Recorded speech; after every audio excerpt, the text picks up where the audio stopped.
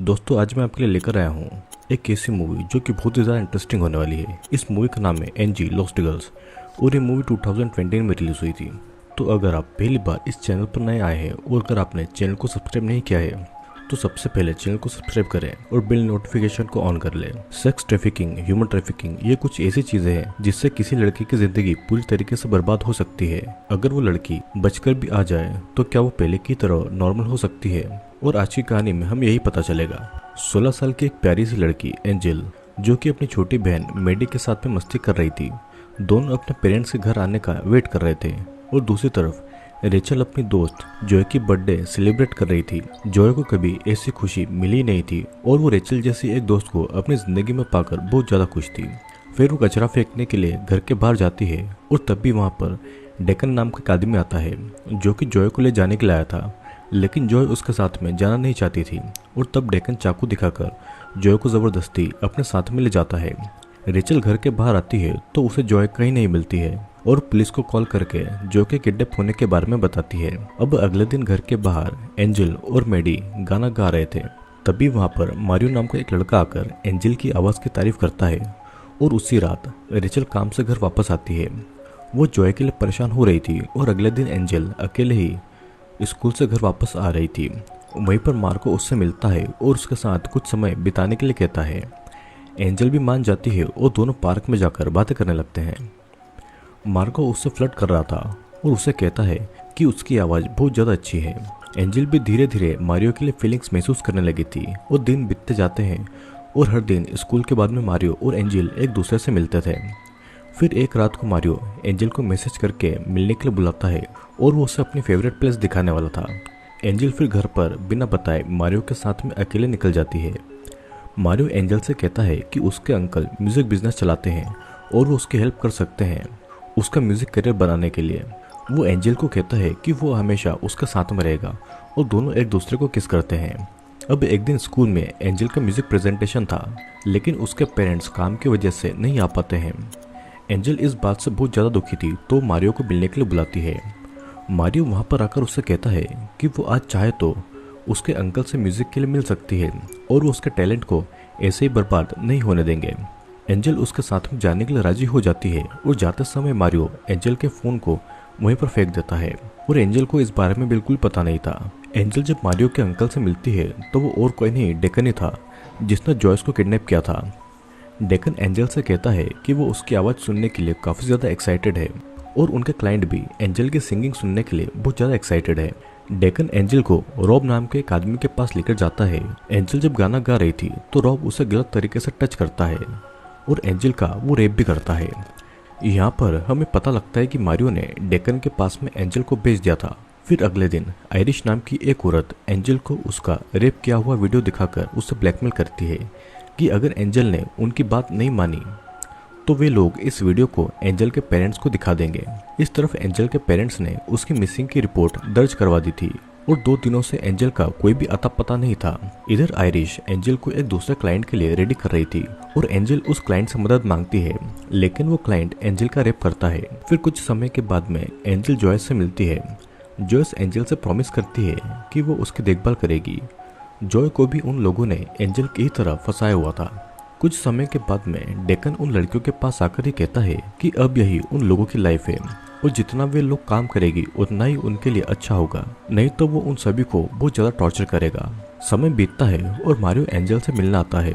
वो उससे कहता है कि वो उन लोगों के मुताबिक काम करती जाए, वो भी उसी की ही तरह एक विक्टिम है और अगर एंजल उन लोगों की बात नहीं मानेगी तो वे लोग उसे और उसकी माँ को मार डालेंगे और वे एंजल के पेरेंट्स को भी मार देंगे। दिन फिर धीरे धीरे बीतते जाते हैं और एंजल के पेरेंट्स बहुत ज़्यादा परेशान थे क्योंकि एंजल की कोई भी खबर नहीं थी। इधर जॉय एंजल को बताती है कि उसकी कोई फैमिली नहीं है, वो अनाथ आश्रम में थी और उसके साथ किसी ने अच्छा बिहेव नहीं किया था, सिर्फ एक रेचल ही था जिसने उसकी हमेशा केयर की। वो उसे कहती है कि उसके पेरेंट्स उसे ढूंढ रहे होंगे, तब तक उसे यहाँ पर जिंदा रहना होगा, उनका इंतज़ार करना होगा। फिर एक दिन डिटेक्टिव आकर एंजल के पेरेंट को कहते हैं कि एंजल को किसी सेक्स ट्रैफिकिंग गैंग ने किडनैप किया है और उसे ऑनलाइन बेचा जा रहा है। एंजल के पेरेंट्स उसकी इस हालत को सोचकर बहुत ज़्यादा डर गए थे और अब जब पता चल चुका था कि एंजल कहाँ पर फंसी हुई है तो वहाँ पर स्टिंग ऑपरेशन करके पुलिस उसे जल्दी ढूंढ लेगी। फिर एक दिन मारियो एक नई लड़की एल्डा को डेकन के पास में लाता है और सभी लड़कियों को एक दूसरी जगह पर शिफ्ट किया जाता है क्योंकि वहां पर पुलिस के आने का खतरा था, जहां पर एक क्लाइंट एंजल को बुरी तरीके से टॉर्चर करता है और उसकी बॉडी को सिगरेट से जलाता है। अब एक दिन पुलिस ऑफिसर क्लाइंट बनकर एंजल के पास में आता है, लेकिन वो कुछ कर पाता उससे पहले ही डेकन को इस बारे में पता चल गया था कि वो एक पुलिस वाला है और डेकन उसे मार डालता है। फिर डिटेक्टिव लड़कियों को बचा पाता उससे पहले डेकन लड़कियों को लेकर वहां से भाग जाता है और फिर डेकन लड़कियों को धमकी देता है कि अगर उन लोगों ने भागने की कोशिश की। एक दिन डेकन एंजल को इवन नाम के एक आदमी के पास में भेजता है और जॉयस एंजल को कहती है कि वो आज किसी भी तरह से भाग जाए, नहीं तो उसे किसी और देश में ले जाया जाएगा और उसे कभी कोई ढूंढ नहीं पाएगा। तभी फिर एंजल सही मौका देखकर वहां से भाग जाती है, लेकिन जॉय को डेकन पकड़ लेता है। एंजल वहां से भागकर एक प्ले हाउस में छुप जाती है और सुबह उसे वहां के ऑनर हॉस्पिटल में भेज देते हैं। डिटेक्टिव को एंजल के बारे में पता लगते ही वो उसके पेरेंट को हॉस्पिटल में बुलाते हैं, लेकिन एंजल को उसके पेरेंट्स याद ही नहीं थे कि एंजल को बहुत बड़ा सदमा लगा है और उसे स्पेशल केयर देने के बाद में ही उसके घर ले जाया जा सकता है। कुछ दिनों के बाद में एंजल अपने घर पर आती है, जहाँ पर रेचल उसे मिलने आती है। रेचल एंजल के हाथ में जॉय का ब्रेसलेट देखती है और वो उससे जॉय के बारे में पूछती है, लेकिन एंजल कोई जवाब नहीं देती है क्योंकि इतना सब कुछ हो जाने के बाद में एंजल समझ ही नहीं पा रही थी कि वो असल में कौन है। वो कहीं पर भी एडजस्ट नहीं हो पा रही थी और अगले दिन डिटेक्टिव एंजल के घर पर आते हैं उससे कुछ सवाल पूछने के लिए। वो उन किडनैपर के बारे में एंजल से पूछते हैं कि अगर एंजल को उनके बारे में कुछ पता है तो वो उन्हें बता देगी, जिससे कि बाकी लड़कियों को भी वहाँ से बचाया जा सकता है जो कि अभी भी वहीं पर फंसी हुई है। लेकिन डर के मारे एंजल कुछ भी नहीं बता पाती है और इधर आयरिश टेंशन में थी कि कहीं एंजल पुलिस को उनके बारे में न बता दे। वो डेकन को कहती है कि वो एंजल को एक मैसेज भेजे ताकि वो चुपचाप रहे और किसी को भी कुछ नहीं बताए। एंजल फिर एक गैदरिंग में जाती है जहाँ पर उसके जैसी ही सेक्स ट्रैफिकिंग से बची हुई लड़कियां थीं। वहाँ पर वायलेट नाम की एक लड़की उससे कहती है कि उसे उन्हीं लोगों ने किडनैप किया था और वो एंजल को पुलिस में गवाही देने के लिए कहती है, लेकिन वो डर रही थी कि कहीं वो गैंग उसकी फैमिली को नुकसान नहीं पहुंचा दे। और उसी दिन डेकन वायलेट को किडनैप कर लेता है।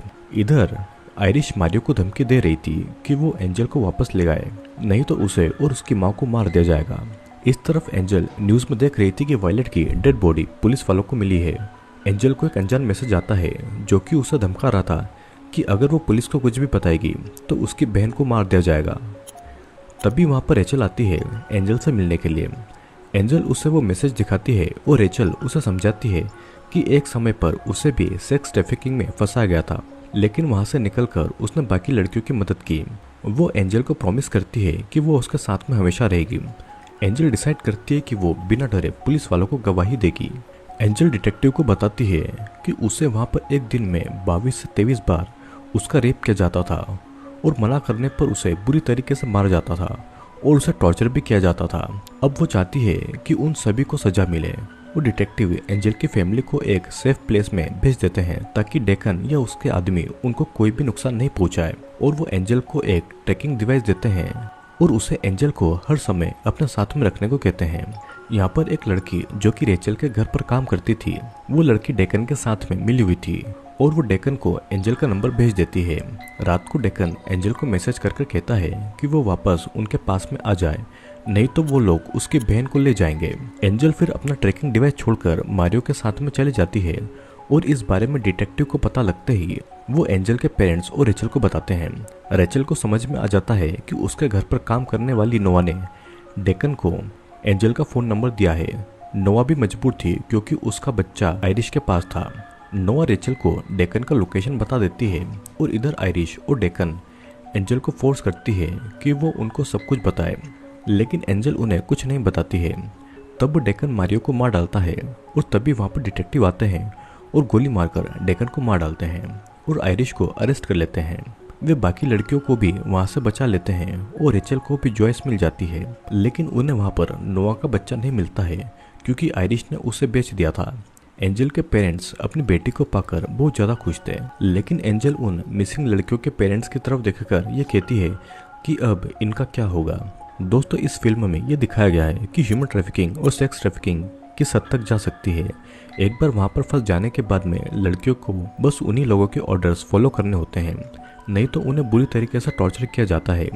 अक्सर ऐसा देखा जाता है कि कोई अपना ही हमें उस नरक में धकेल सकता है, और अगर वहाँ से कोई लड़की बचकर आ भी जाती है तब भी उनकी लाइफ आसान नहीं होती है। वो लड़कियाँ ज़िंदगी भर भयानक यादें और टॉर्चर कभी नहीं भूल पाती हैं। दोस्तों, मैं आशा करता हूँ कि आपको वीडियो पसंद आया होगा। वीडियो पसंद आया हो तो चैनल को लाइक, शेयर और सब्सक्राइब जरूर करना, क्योंकि मैं ऐसे इंटरेस्टिंग वीडियोस जल्दी ही आपके लिए लेकर आता रहूँगा।